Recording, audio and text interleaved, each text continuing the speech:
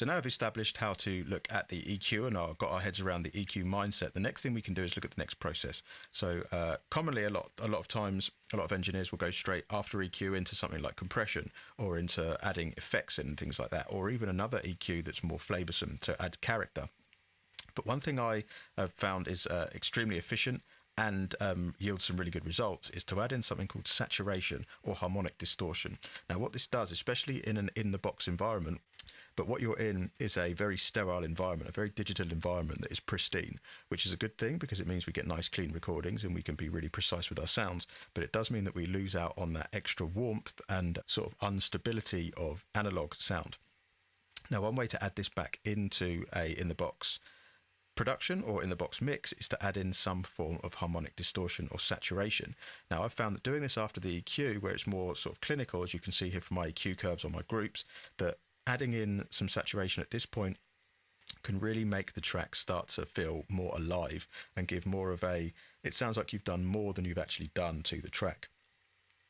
Now there's plenty of plugins that you can use to do this.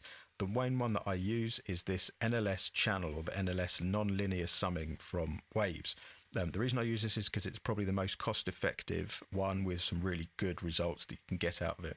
It comes with 3 different flavors. It comes with a channel version, and it also comes with a bus version where everything is kind of summed too. Now this is only, at the time of this video, it's only $29 for both plugins, and it can, like I said, can yield some very good results. Now the way I have this set up is I have each of my tracks set up with around about 5 on the dial in terms of drive, so just under halfway full of drive. But as you can see through each of these, they all go to a different VCA group. I'm always using the Nevo setting because I find it the sort of the punchiest without the most, without as much obvious distortion. But as you can see, all of these go to a separate group. So we've got here drums, bass, vocals, instruments 1, 2, and 3, and effects. So we've got group 1, 2, 3, 4, 5, 6, and 7. Our sends, I haven't put one on for these sends here because these sends are just going to be our effects returns, which I'm probably going to want to keep unsaturated or a bit cleaner. All of these then feed, obviously our individual channels feed our mixes. So as you can see from the drums and the bass, they go to mix A, the vocals goes to mix B, and everything else goes to mix C. These then have the bus version. So I don't have the group setting on here. I just wanted to keep these completely separate from each other, but then these would then reach my bus version over here. So for instance, on the drums, I could set this to 1 because it would be feeding what my drums and bass are getting. Let me put this back to VCA group 1. So my drums and bass are going to 1. I could set up my vocals to go to 3. So on my vocal bus, I would set up my VCA group to go to 3. So that now those are feeding this summing. And then lastly, my instruments, I'll put to 4. Let's make this one 4 as well.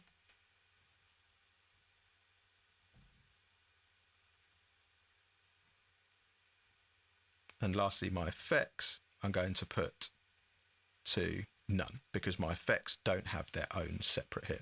But on my instruments, let's put this to 4. So now what I'm going to get is my drums and bass are going to be reaching this bus. My vocals are going to be reaching this bus. And then my instruments are all going to be summed together to this bus. Okay. Now, what I'm going to do is I'm going to play it to you without these plugins in. So these are going to have no channels and no buses. Now, all this is, again, is trying to emulate the analog desk workflow. So it's trying to get that emulation of the sound of the audio running through the desk, adding some form of harmonic drive, harmonic saturation. So I'm going to play it without, and then I'm going to play it with, and we're going to hear the difference that just one of these plugins makes with this configuration. So let's play.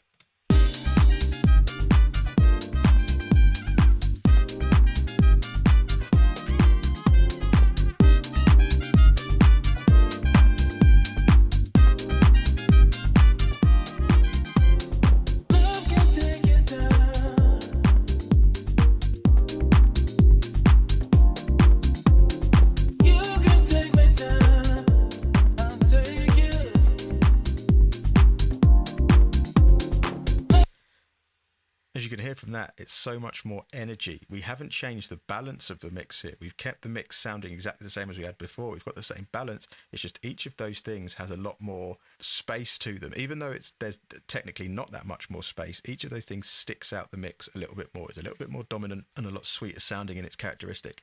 Now you could hear that I bypassed the EQs and the saturation there. So let's listen without any of it before and then with it together.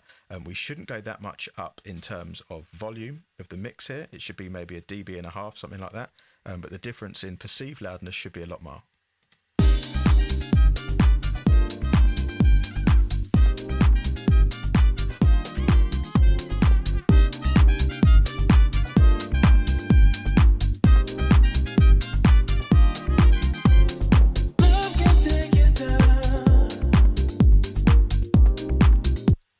So we've gone up pretty much around about a decibel there. 6.2, 6.3 was our initial start, and we've gone up to around about 5, well, minus 4.8 with that one rogue peak.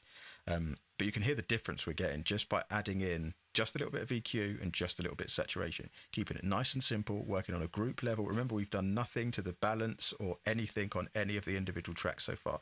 We're working on a top-down idea, and we've not changed any of the EQs on our mixes. All we've done to our individual mixes and our mix bus has nothing. All we've done to our individual mixes is add in this summing stack.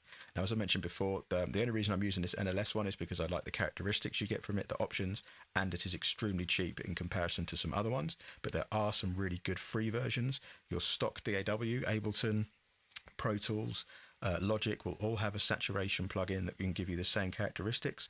This is just my choice. So it's one of those things where it's up to you what you're going to use in this stage, but understanding the process and understanding the fundamental idea behind this is what's going to give you that just extra step up. Now, as you can see from here, there's not a lot of processing going on, and the difference between our mix now, just by leveling, a small, like a tiny bit of EQ here with mostly subtractive. We've got a couple of shelves here and just a couple of mid-range bumps and some slight saturation. We're getting so much more flavor into our mix. So one more time. Without.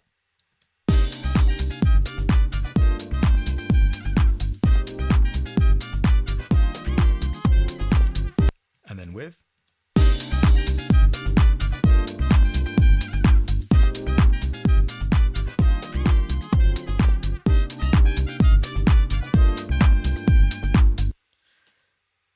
So now at this stage, we can think about going on to the next stage of our mixing process, but still with the top-down idea in mind.